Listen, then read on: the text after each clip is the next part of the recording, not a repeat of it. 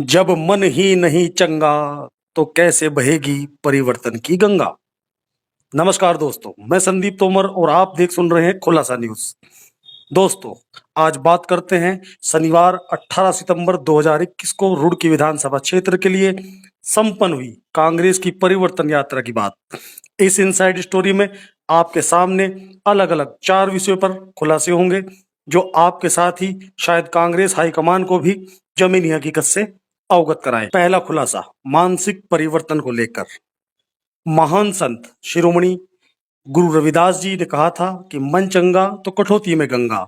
उनके इस दिव्य कथन का यहाँ कांग्रेसियों के संबंध में संदर्भ लें तो कह सकते हैं, जब मन ही नहीं चंगा तो कैसे बहेगी परिवर्तन की गंगा।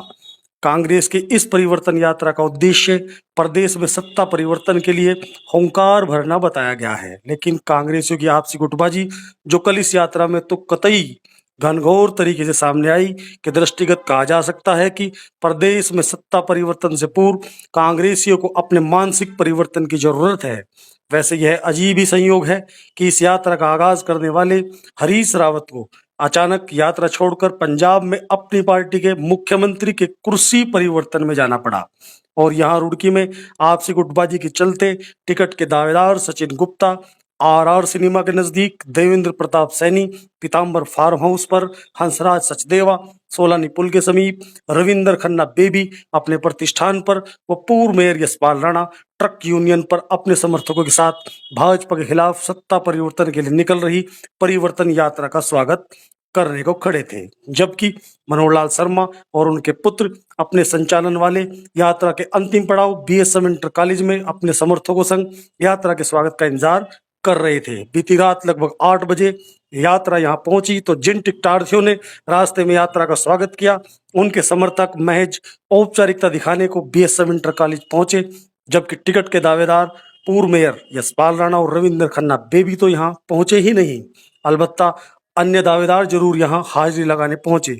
कुल मिलाकर यह कहा जा सकता है कि सत्ता परिवर्तन की बात करने से पूर्व कांग्रेस नेताओं को अपने मनों का परिवर्तन करना होगा, क्योंकि जब मन ही नहीं चंगा तो कैसे बहेगी परिवर्तन की गंगा। जी हाँ, दूसरा विषय है ताकत के विभाजन और इसमें सफलता का।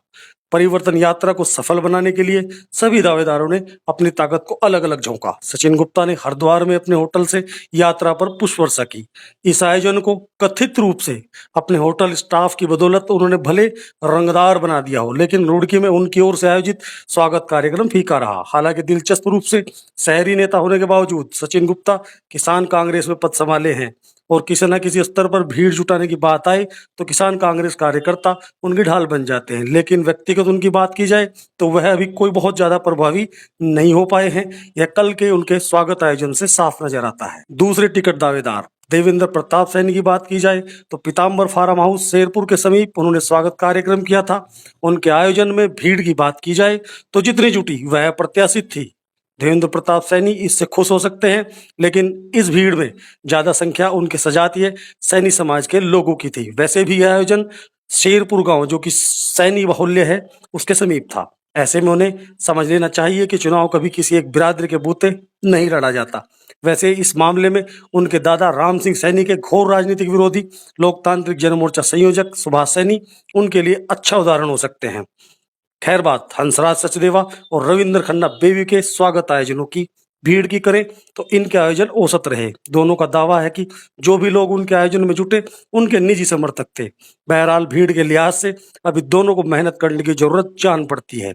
अब बात पूर्व मेयर यशपाल राणा द्वारा आयोजित स्वागत कार्यक्रम की करें तो इसमें कोई दो राय नहीं कि उनके आयोजन में जितनी भीड़ जुटी उस हिसाब से वह यह आयोजन नेहरू स्टेडियम में भी रख सकते थे। उनके आयोजन में युवा वर्ग की भागीदारी ज्यादा रही। ऐसे में उन्हें नगर के उम्रदाज वर्ग से जुड़ाव पर ध्यान देना होगा। भले उनके नाम पर उनके भाई द्वारा लड़े गए मेयर पद के चुनाव में दूसरा स्थान रहा हो। जो भी हो, यह सच है कि यशपाल राणा ने कल के आयोजन में बड़ी भीड़ जुटाकर अपने वजूद को साबित किया है। अंतिम दावेदार के रूप में मनोहर लाल शर्मा के आयोजन की बात करें तो उनका स्वागत स्थल चूंकि यात्रा का अंतिम पड़ाव था तो वहां यात्रा के अंत में भीड़ जुटनी ही थी, लेकिन इससे पूर्व उनके खुद के स्तर पर भी ठीक ठाक भीड़ कार्यक्रम में जुटाई गई थी। ये अलग बात है कि उनके विरोधी उन पर अक्सर ऐसे आयोजनों में विद्यालय प्रबंधन का इस्तेमाल करने का आरोप लगाते आए हैं और ऐसा दबी जुबान कल भी कुछ नेताओं ने आरोप लगाया। लेकिन जहां खुलासा न्यूज इन आरोपों की पुष्टि नहीं करता। वहीं एक बात तय है कि मनोहर लाल शर्मा को एक फ्रेश आयोजन अपने स्तर से करके बड़ी भीड़ जुटाते हुए विरोधियों को जवाब देकर अपने वजूद को साबित करना चाहिए, क्योंकि 2012 में निर्दलीय मिली चुनावी हार के दाग ने अभी उनका पीछा नहीं छोड़ा है। वैसे उन्हें यह भी साफ करना चाहिए कि वह टिकट किसके लिए मांग रहे हैं, खुद के लिए या अपने पुत्रों ममतेज शर्मा व रजनीश शर्मा में से किसी एक के लिए। अब चलते चलते तीसरा विषय भी मनोहर लाल शर्मा को लेकर ही, और चौथे विषय में ठप्पेबाजी का खुलासा। दरअसल सूत्रों ने बताया है कि कांग्रेस के अनेक स्थानीय नेता मनोहर लाल शर्मा के संचालन वाले बीएसएम इंटर कॉलेज में यात्रा समापन स्थल बनाए जाने के विरोध में थे। यशपाल राणा और रविंद्र खन्ना बेबी की इस आयोजन में गैर मौजूदगी सबके सामने है, जबकि कई अन्य नेताओं ने भी बीएसएम इंटर कॉलेज वाले आयोजन से दूरी बनाई। इन सभी को आशंका थी कि यात्रा समापन स्थल होने के कारण भीड़ के लिहाज से मनोहर लाल शर्मा मजमा लूट ले जाएंगे।